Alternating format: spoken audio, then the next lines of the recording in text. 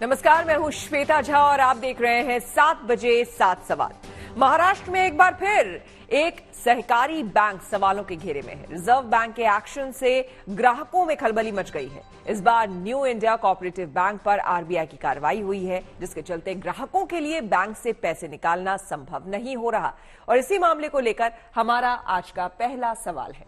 हमारा सवाल है कि महाराष्ट्र में कोऑपरेटिव बैंक पर बैन के बाद क्या है हालात।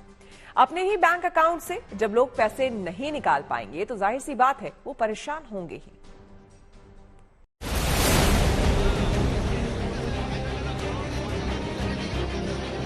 न विड्रॉल कर सकते हैं, न क्रेडिट मीन्स कोई भी मेरा खाते में सपोज आपने क्रेडिट किया डाला डिपॉजिट तो वो क्रेडिट भी नहीं होगा। शुरुआत से एंड तक पूरी आमदनी इसमें ही है। अभी मैं किधर जाऊं तो किधर जाऊं, निकालना हो तो पैसा किसे निकालूं।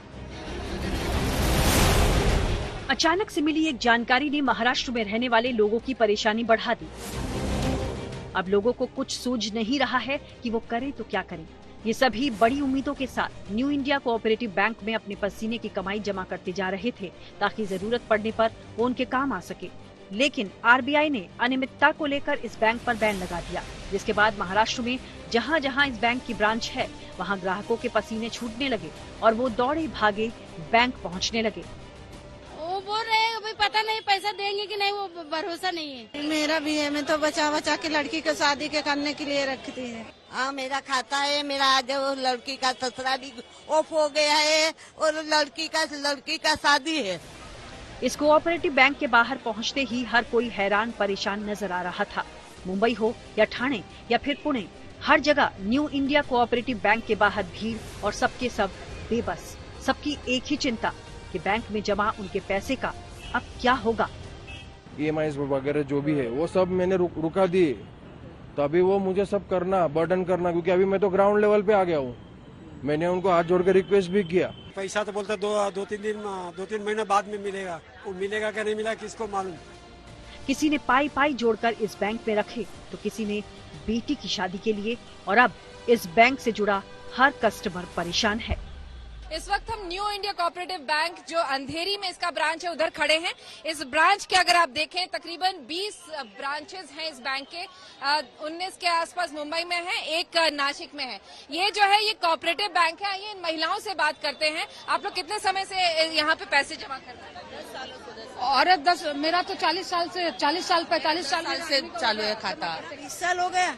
इतने दिन से तो हम लोग डाल रहे थे, निकाल रहे थे, उसमें कुछ प्रॉब्लम नहीं लग रहा था, लेकिन ये अचानक हो गया। मेरा परसों ही 20,000 मैंने डाल दिया है। रिजर्व बैंक ऑफ इंडिया यानी आरबीआई ने न्यू इंडिया कोऑपरेटिव बैंक पर प्रतिबंध लगाया है, जिसके चलते कोई भी कस्टमर इस बैंक से पैसे विड्रॉल नहीं कर सकता। जब कोई बैंक खराब परफॉर्मेंस करती है, जब उसके जो एसेट्स होते हैं वो डिप्लीट होते हैं, तो आरबीआई इस प्रकार के प्रतिबंध लगाती है, उस पर इंक्वायरी करती है, डिप्लीट होने वाले एसेट्स को रोकने की कोशिश करती है।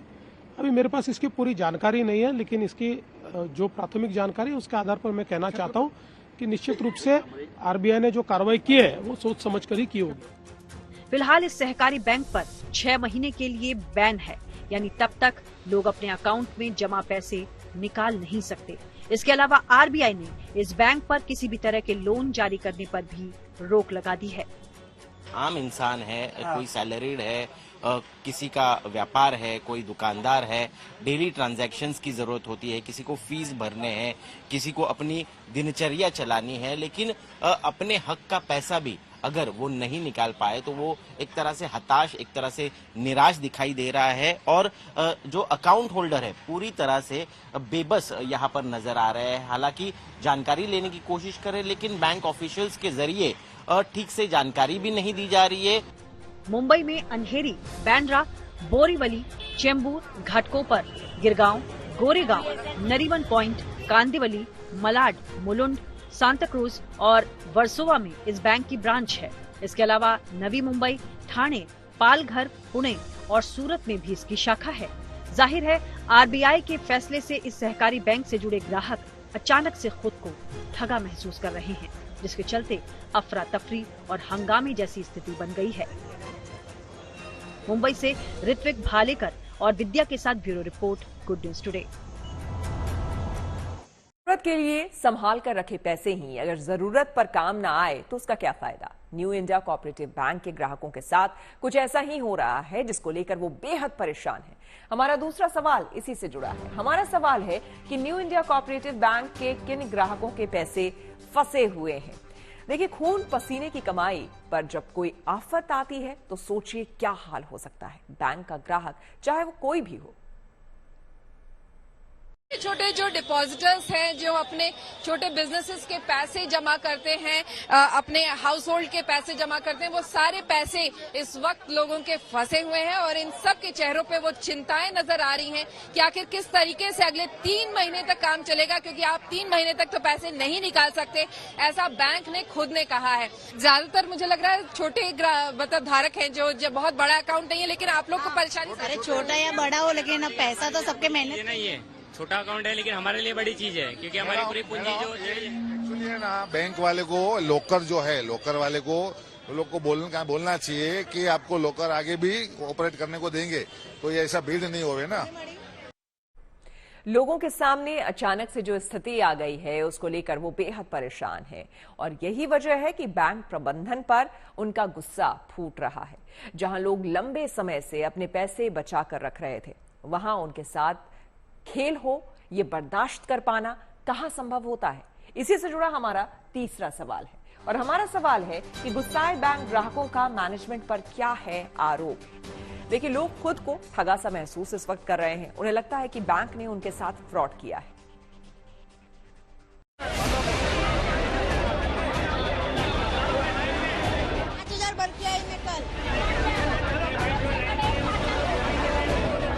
अचानक हो गया, मेरा परसों 20,000 मैंने डाल दिए। हमारा पैसा तो बोलते 2-3 महीने बाद में मिलेगा, तो मिलेगा क्या नहीं मिलेगा किसको मालूम। लोग लगातार इस न्यू इंडिया कोऑपरेटिव बैंक में अपने पैसे जमा कर रहे थे। इन्हें उम्मीद भी नहीं थी कि अचानक से ऐसा कुछ होगा कि उनका पैसा बैंक में फंस कर रह जाएगा और अब तो नाउम्मीदी भी हावी होने लगी।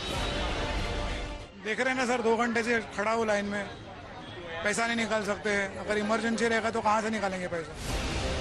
इस सहकारी बैंक से लोग साल 2 साल या 4 साल नहीं बल्कि लंबे समय से जुड़े रहे हैं। सब कुछ ठीक ठाक चलता रहा, इसलिए उन्हें जरा सा भी अनुमान नहीं था कि बैंक की ऐसी स्थिति हो जाएगी और अब जब बैन लगा तो इनका गुस्सा बैंक मैनेजमेंट पर फूट पड़ा है। कल तक ट्रांजैक्शन हुआ है सर जी 3:30 बजे तक, उसके बाद ये शाम को ऑटोमेटिक लगा। मेरे को तो आज सुबह किसने बताया तभी मालूम पड़ा कि ये ऐसा है। कल बड़ा बैंक भी उठने वाला है ना, कैसे मालूम पड़ेगा। कल रात को 7 बजे हम लोग को मालूम पड़ा। 1982 से हमारा अकाउंट है यहाँ पर ये बैंक में। 1982 में मैनेजर हमारी दुकान पे आया था अकाउंट चाहिए करके। हम लोग ने यहाँ 1982 से हम लोग यहीं पे। लोगों का कहना है कि अगर कहीं कुछ गड़बड़ थी तो बैंक को ग्राहकों को जानकारी देकर भरोसे में लेना चाहिए था, लेकिन अब भी उसकी तरफ से न कुछ बताया जा रहा है और न ही इनके जमा पैसे को लेकर कोई भरोसा दिया जा रहा है। बैंक वालों को फोन ही नहीं आया। फोन तो आना चाहिए, फोन भी नहीं। मैसेज भी मतलब कोई थोड़ी व्हाट्सएप देखता रहेगा, मोबाइल भी थोड़ी देखता रहेगा। मॉर्निंग में SMS आज रिसीव हुआ कि RBI ने इस बैंक को बैन किया है ऐसा करके, अभी भी मेरे पास है। तो वो 2-3 दिन पहले आना चाहिए ताकि हम प्रिपेयर हो सके ना। अभी ये एक धड़ाका दिया, कुछ भी नहीं मालूम है। अचानक हमको तो सुबह फोन आया बिल्डिंग में से, तो तभी मालूम फोन आया है। तो अचानक से फिर कोई भी टेंशन में आ जाएगा ना। सबके प्रॉब्लम्स है ना, सबकी इसमें मेहनत है। कुछ सोच पाए कि अगर मान लो इमरजेंसी हुआ तो क्या करेंगे। इमरजेंसी हुआ तो अभी देख के कभी किसी का भी कुछ भी बोल तो नहीं सकते ना हम लोग, कभी भी कुछ भी हो सकता है। लोग किसी भी हाल में बस इतना ही चाहते हैं कि बैंक में इनके जो पैसे जमा हैं वो किसी तरह इन्हें मिल जाए। मैं 1 लाख का FD किया अभी जाके। आपने कब किया? 2 महीना हो गया। मेरा भी 6 महीना हो गया FD किया मैंने 1 लाख का। आप जब बोल रही हैं आप कल ही जमा करने आए? 5,000 भर के आई मैं कल। हाँ, आपको तब नहीं किसी ने कुछ नहीं बोला, कुछ नहीं बोला, कुछ नहीं बोला है। बोलना चाहिए ना कि बाबा बंद होने वाला है, मत डालो पैसा। और के पैसा बंद होने वाला है। RBI की पाबंदी के बारे में जानकारी मिलने के बाद लोग जब बैंक पहुंचने लगे तो वहां किसी तरह की जानकारी नहीं मिलने से भी वो बेहद नाराज दिखे। वहां पर बस एक बैनर उन्हें झूलता दिखा जिस पर कुल जमा रकम में से महज 5 लाख रुपए उन्हें 90 दिन में मिलने और तब तक धैर्य बनाए रखने की बात लिखी थी। मौके पर पुलिस वाले बैंक के ग्राहकों को समझाने में जुटे रहे ताकि हंगामे की स्थिति न बन जाए। बाद में बैंक मैनेजर की ओर से जानकारी भी दी गई तो लॉकर को लेकर। लॉकर ऑपरेशन वाले जा सकते हो, आप कल भी आके कर सकते हो। सेविंग्स, करंट और टीडी के लिए जो भी है वो अथॉरिटी हमने बुलाई है, वो आके आपसे बात करेगी। लेकिन अगर लॉकर के लिए जो लोग पैनिक है वो आप पैनिक मत हो जाइए, आपके लिए कल भी ये फैसिलिटी हम लोग अलाउ करेंगे। लोग अपने अकाउंट में जमा पैसे निकालने के लिए परेशान थे। वो इसके बारे में खास तौर से जानकारी चाहते थे, लेकिन उन्हें मायूस ही होना पड़ा। यही वजह है कि सबको बस एक ही चिंता सता रही है कि उनके अकाउंट में जमा पैसे का क्या होगा। मुंबई से शिवशंकर तिवारी, ऋत्विक भालेकर, विद्या और ठाणे से विक्रांत चौहान के साथ bureau report, good news today. आप अपनी बचत को बैंक में इसलिए रखते हैं कि वो सुरक्षित रहेगा, लेकिन जब पैसों के साथ किसी तरह का खेल हो जाए तो कस्टमर्स का भड़कना लाजमी है। हमारा चौथा सवाल इसी से जुड़ा है। हमारा सवाल है कि लॉकर ऑपरेट करने के लिए क्यों एकाएक जुटी बैंक ग्राहकों की भीड़। देखिए, पैसे निकालने तो संभव नहीं है, अब जो संभव हो वो तो लोग करेंगे ही।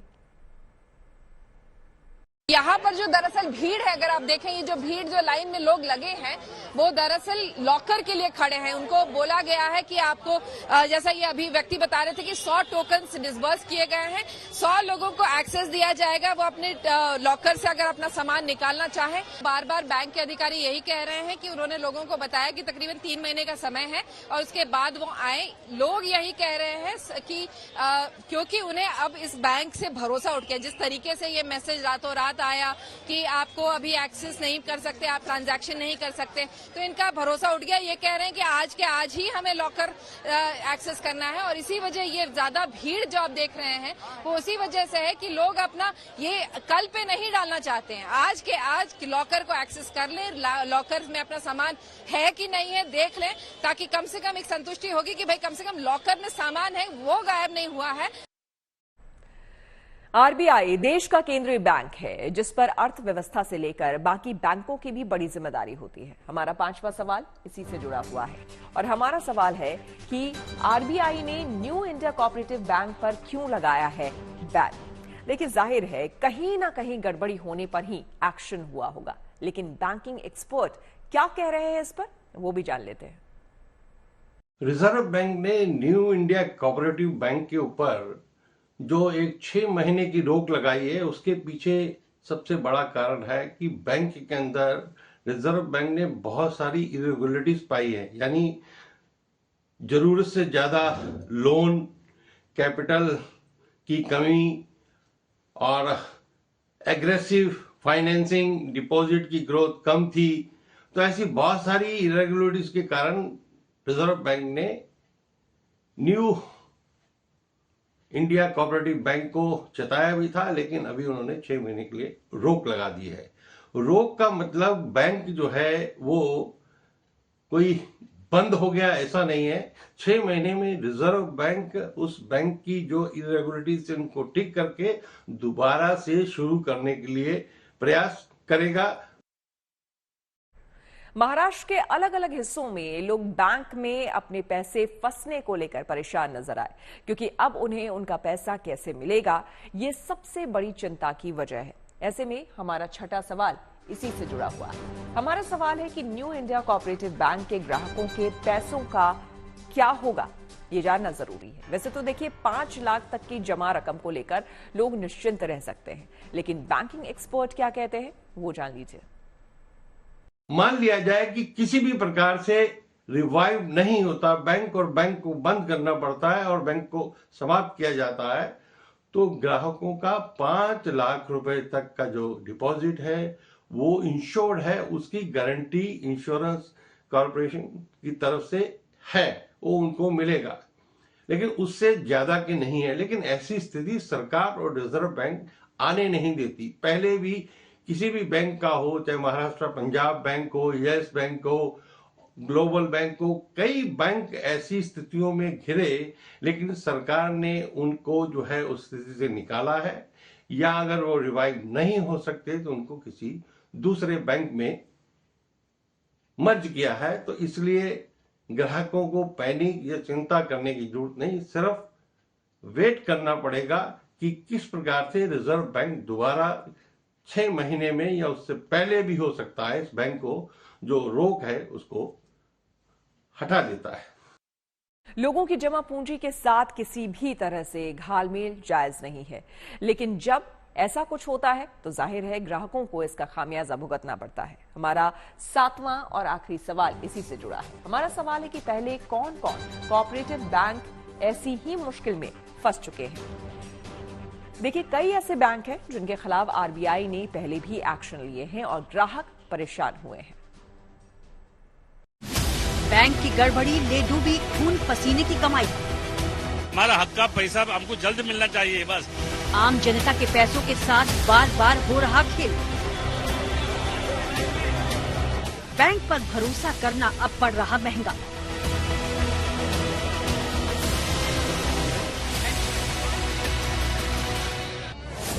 करोड़ों लोग ऐसे हैं जो बैंक को हमेशा सुरक्षित विकल्प मानकर चलते हैं और अपना लाखों करोड़ों रुपए बैंक में जमा करवा देते हैं।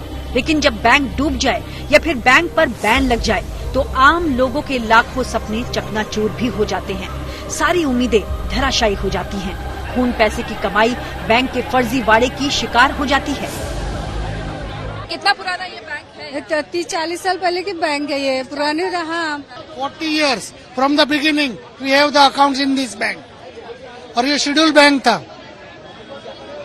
तो जो हिसाब से गवर्नमेंट कह रही है कि हम ये नहीं करने देंगे, लेकिन वापस बैंकरप्सी हो रही है, तो कानून कहाँ जा रहा है?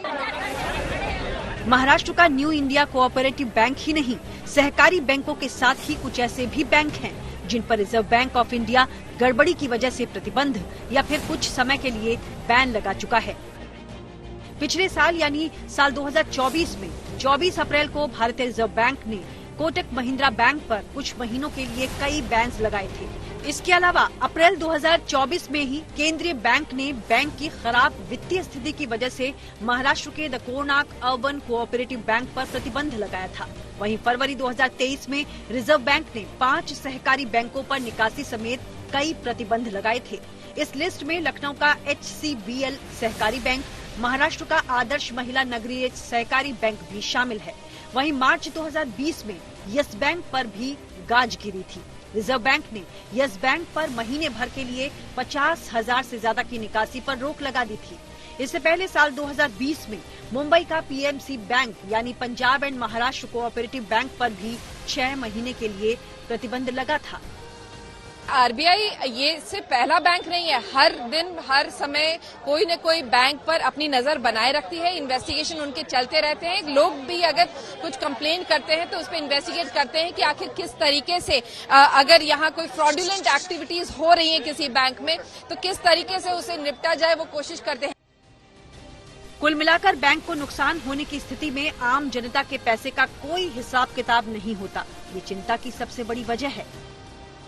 दरअसल भारतीय रिजर्व बैंक सभी बैंक्स को मॉनिटर करता है और जिस बैंक की वित्तीय हालत खराब हो जाती है उस पर इस तरह की कार्रवाई की जाती है जैसे न्यू इंडिया कोऑपरेटिव बैंक पर की गई है। मुंबई से विद्या के साथ bureau report, good news today. तो इसी के साथ 7 बजे 7 सवाल में मेरे यानी कि श्वेता झा के साथ फिलहाल इतना ही। देश दुनिया के तमाम पॉजिटिव खबरों के लिए देखते रहिए गुड न्यूज टुडे।